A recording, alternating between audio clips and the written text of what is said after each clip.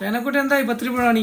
Chevy എന്തായാലും correct സമയത്താ വന്നത് കേട്ടോ. എനിക്ക് പത്തിരിക്ക് ഹെൽപ്പർ ഇല്ലാണ്ടിരുന്നു. വേഗം വരൂ.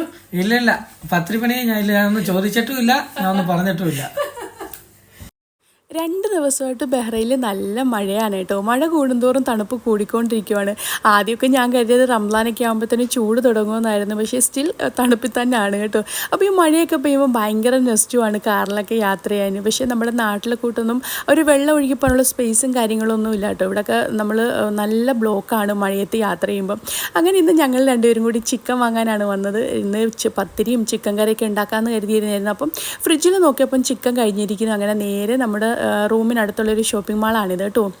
അങ്ങനെ അവിടെ വന്ന് കുറച്ച് ചിക്കനും അവക്കാടയും ഓറഞ്ചും വാങ്ങിയിട്ടോ. അങ്ങനെ അവിടെ നിന്ന് ഷോപ്പിംഗ് എല്ലാം കഴിഞ്ഞ് നേരെ വീട്ടിൽ വന്ന് ഇന്ന് സ്പെഷ്യലായിട്ട് നമുക്ക് മട്ടൻ്റെ ലിവർ കുറച്ച് കിട്ടിയിരുന്നു കേട്ടോ. അപ്പം അത് ഫ്രൈ ചെയ്യാനാണ്. പക്ഷേ എനിക്ക് മട്ടൻ ലിവർ എങ്ങനെ ഫ്രൈ ചെയ്യുന്നതെന്ന് അറിയത്തില്ല കേട്ടോ. അങ്ങനെ നേരെ ഉമ്മാനെ വിളിച്ചു. അപ്പോൾ ഉമ്മ പറഞ്ഞു ആദ്യം വെള്ളം തിളപ്പിച്ച് ഒന്ന് കളയണം, ആ ഒരു സ്മെല്ല് പോകാൻ വേണ്ടി. അതിനുശേഷം പിന്നെ കുരുമുളകും മുളക് പൊടിയും മഞ്ഞൾപ്പൊടിയും ആ ഒരു പെരിഞ്ജീരകപ്പൊടിയൊക്കെ ഇട്ടിട്ട് കുക്കറിലിട്ട് നന്നായി വേവിച്ചിട്ട് പിന്നെ നമ്മുടെ ഉള്ളി നന്നായിട്ട് വഴറ്റിയിട്ട് ഈ ഒരു വെന്ത ലിവർ അതിലേക്ക് ഇട്ട് കൊടുക്കണമെന്ന് പറഞ്ഞു കേട്ടോ. അങ്ങനെ നമ്മുടെ ആ ഒരു ലിവർ ഫ്രൈ ഇവിടെ റെഡി ആയിട്ടുണ്ട്. അതിനുശേഷം പിന്നെ ചിക്കൻ കറി റെഡിയാക്കി. ചിക്കന് ശേഷം പിന്നെ ഇന്ന് പത്തിരിയാണ് കേട്ടോ. പത്തിരി ഉണ്ടാക്കാൻ എനിക്ക് വലിയ ഇഷ്ടമാണ്. പക്ഷേ പൊടി തട്ടുന്നത് മാത്രം എനിക്ക് ഇഷ്ടമല്ല കേട്ടോ. അതിന് ഭയങ്കര സമയം പോകും. ഇന്ന് ഞാൻ ഒറ്റയ്ക്കേ ഉള്ളായിരുന്നു കേട്ടോ. അപ്പൂസ് ഇല്ലായിരുന്നു ഹെൽപ്പറായിട്ട്. അല്ലെങ്കിൽ പിന്നെ അപ്പൂസാണ് സഹായിക്കുന്നത്. ഇന്ന് ഞാൻ ഒറ്റയ്ക്കേ ഉള്ളായിരുന്നു.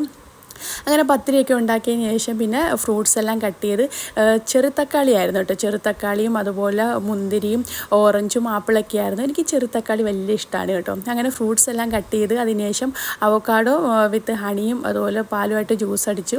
പിന്നെ നമ്മുടെ ആ ഒരു ഫ്രൂട്ട്സ് എല്ലാം കട്ട് ചെയ്ത് റെഡിയാക്കി വെച്ചപ്പോഴത്തേന് ബാങ്കിൻ്റെ ടൈമായി കേട്ടോ. അങ്ങനെ നമ്മൾ നോമ്പ് തുറക്കുവാണ്. നോമ്പ് തുറന്നു കഴിഞ്ഞാൽ നമ്മുടെ ഒരു നിസ്കാരമൊക്കെ കഴിഞ്ഞിട്ട് പിന്നെ നമുക്ക് ഡ്യൂട്ടിക്ക് കയറേണ്ട ഒരു ടൈമാവും കേട്ടോ. അതിനുശേഷം പിന്നെ ഒരു 8 മണിയൊക്കെ ആവും നമ്മൾ ഡിന്നർ കഴിക്കാൻ. അപ്പോൾ ഇത്രയേ ഉള്ളൂ.